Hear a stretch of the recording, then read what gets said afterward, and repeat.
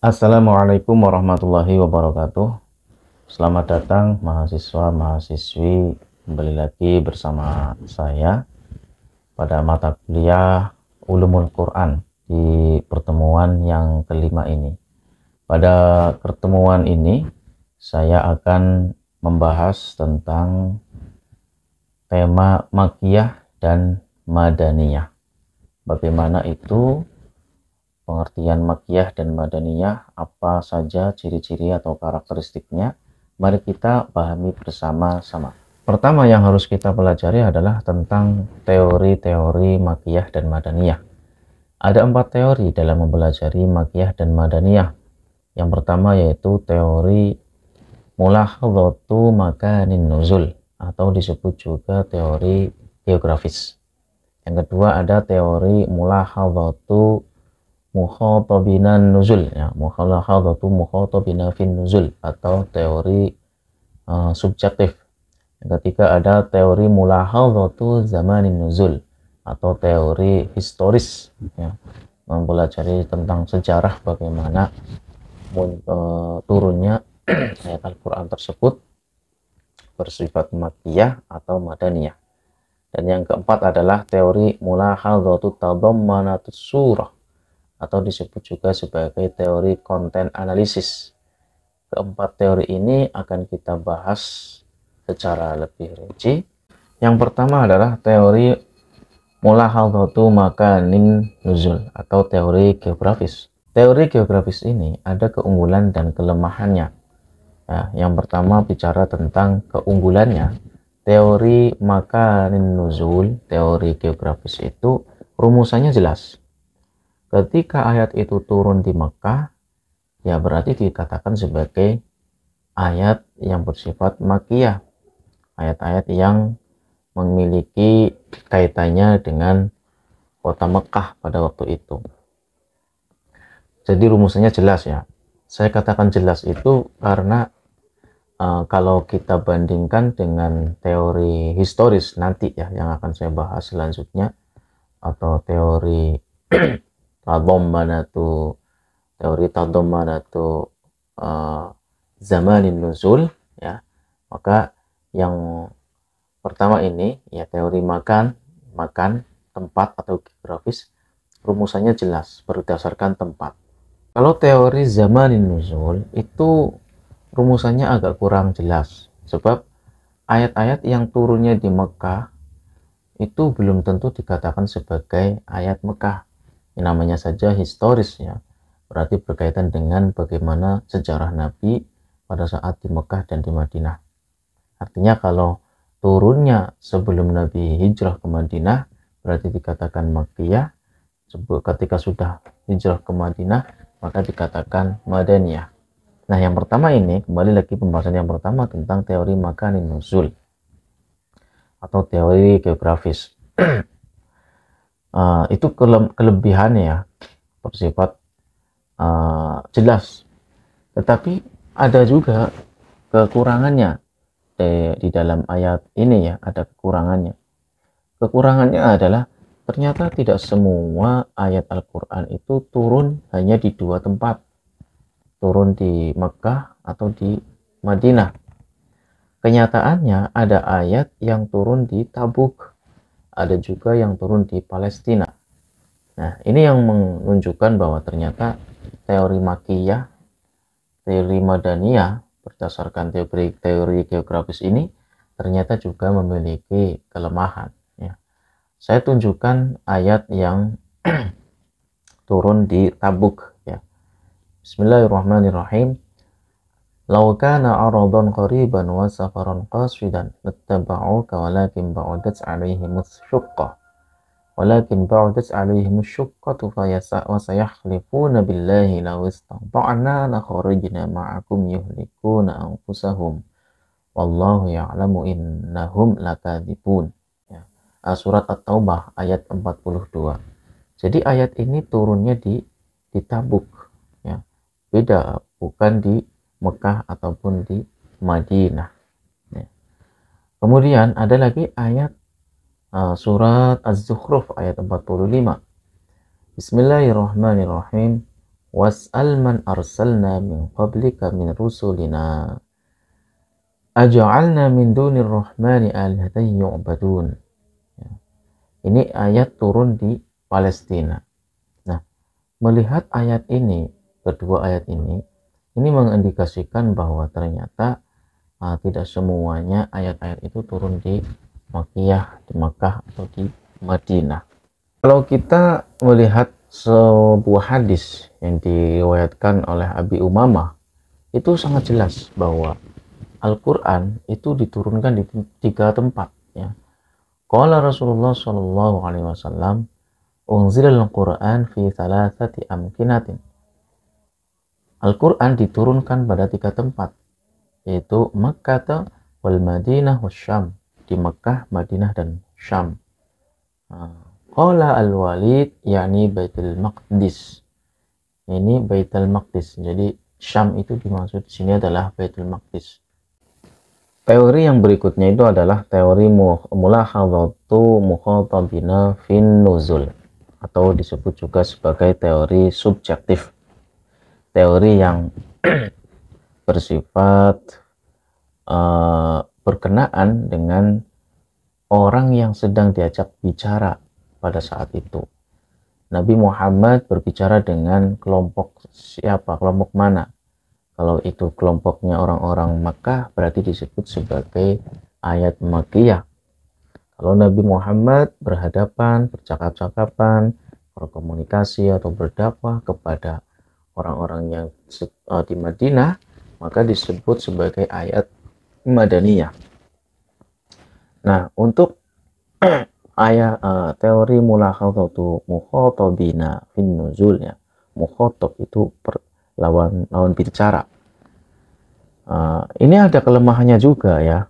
Ternyata di dalam ayat Al-Quran itu tidak semuanya menggunakan kalimat mukhatab, artinya kalimat yang bersifat pembicaraan, berbicara dengan lawan bicara, ya.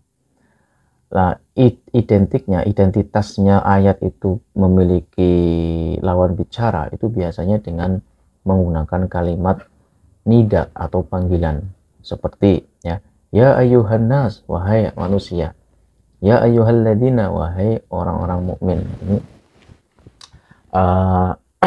kalimat-kalimat an-nida ini mengindikasikan ini adalah kalimat yang secara teori Makkiyah dan Madaniyah masuk dalam kategori teori mulahadhatu mukhatabina fin nuzul atau teori subjektif.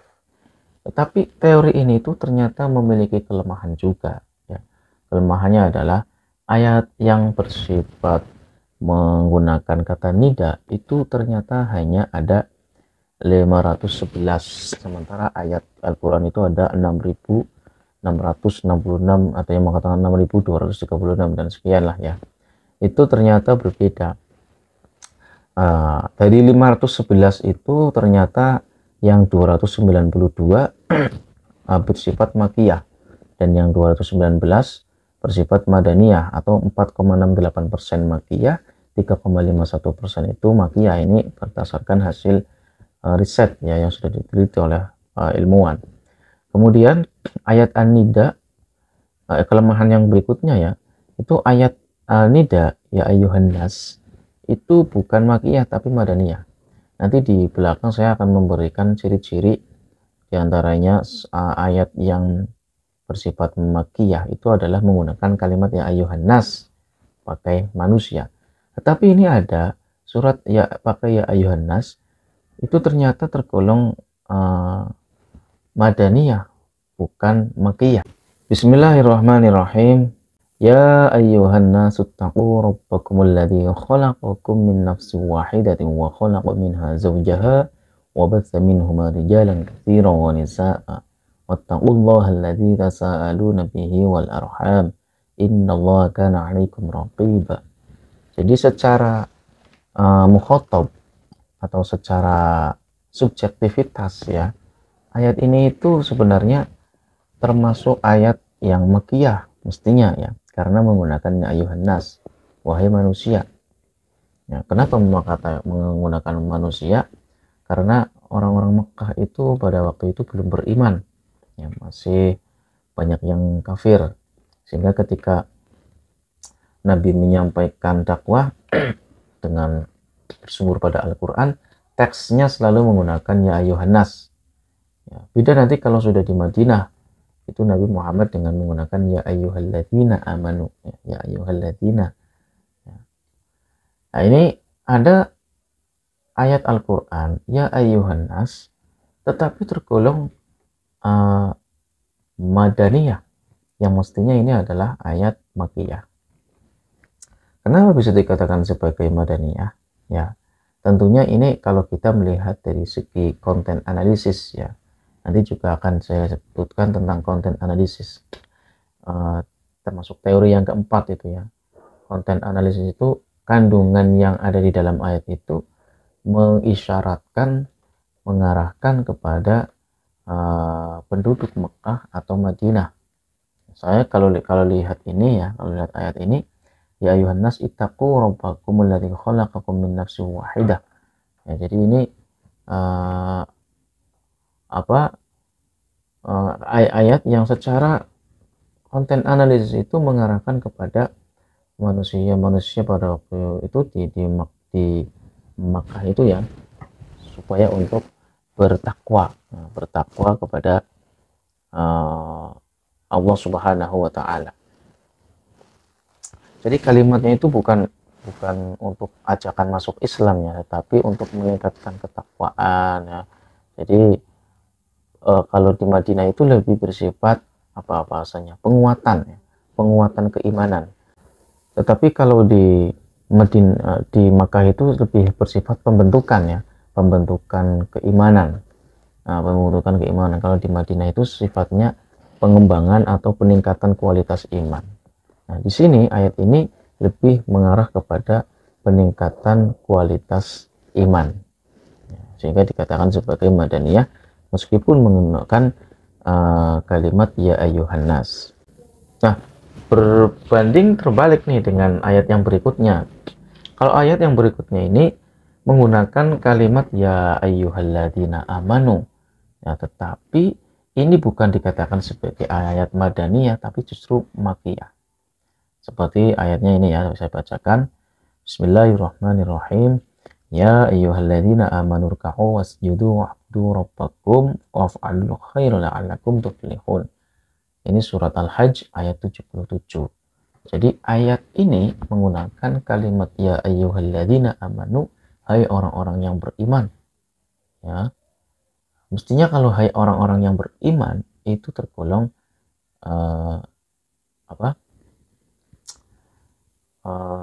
ayat madaniyah ya, kalau dilihat dari segi mukhotob ya, mukhotobina ya, karena berbicara dengan orang-orang yang beriman, di mana orang-orang yang beriman pada waktu itu sudah kebanyakan di Madinah ya.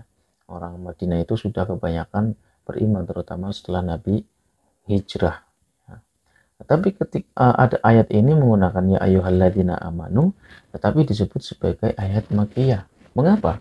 Ya, kalau kita analisis dari segi isi tentang ayat ini, ya, isinya adalah irka'u wasjudu, sholatlah, bersujudlah, menyembahlah kepada Tuhan. Jadi perintah untuk beribadah, perintah untuk ta'abud kepada Allah Subhanahu wa taala. Kalimat perintah di sini mengindikasikan perintah melakukan ibadah di sini mengindikasikan bahwa orang-orang yang beriman itu pada waktu itu ya, itu belum sempurna keimanannya. Ya, sehingga ini termasuk kategori makiyah ya. Keimanannya itu belum sempurna sekali. Ya, masih awal-awal mungkin lah ya pada waktu itu ya. Masih baru masuk Islam dan kekuatan ketauhidannya belum begitu tinggi, sehingga dikatakan sebagai makiyah.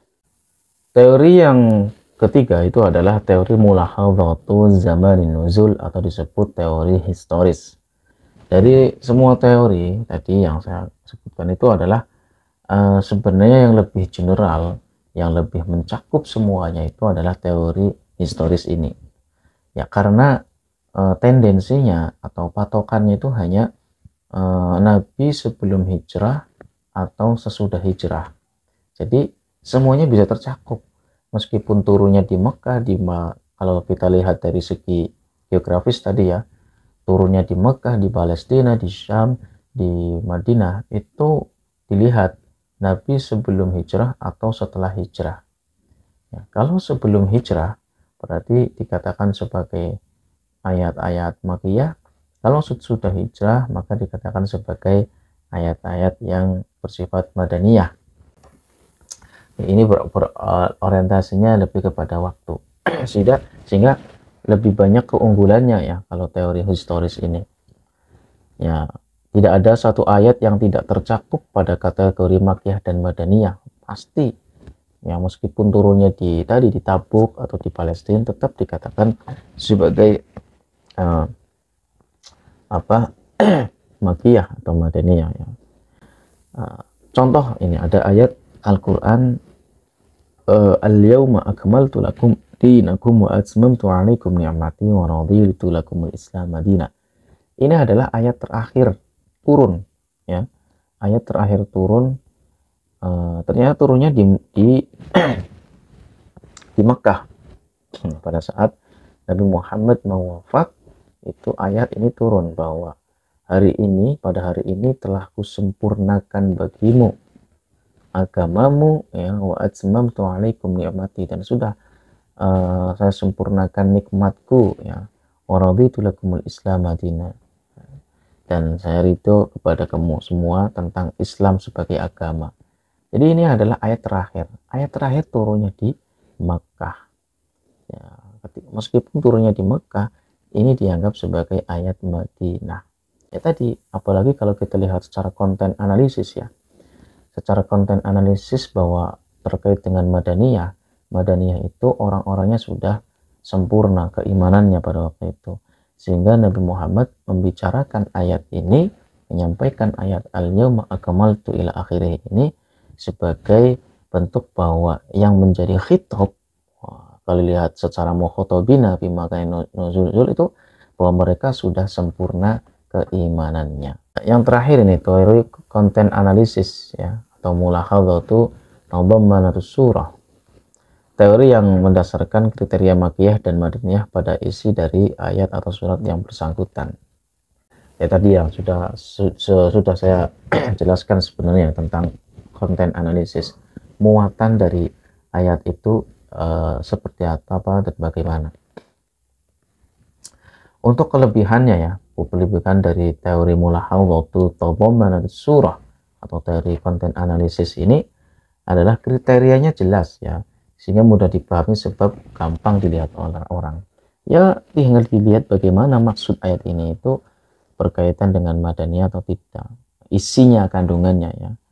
Nah, tetapi kekurangannya adalah kita harus mempelajari secara dalam tentang maksud dari ayat tersebut. Tentunya harus membuka tafsirnya ya.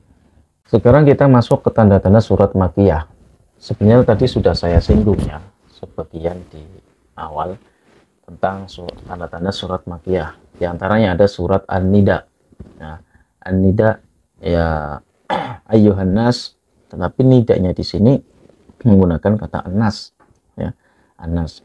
Kecuali tadi ayat yang sudah saya sebutkan ya, ada ayat yang ya ayyuhan nas tapi tergolong ayat Makkiyah karena secara konten analisis itu menerangkan tentang muatan yang berkaitan dengan Madaniyah. Ada lagi dengan menyebutkan kalimat kalla innal insana la yatgha, dan seterusnya ya, kalla innaha kalimatun huwa qailuha, dan seterusnya ya. Itu disebut sebagai ayat Makkiyah ya.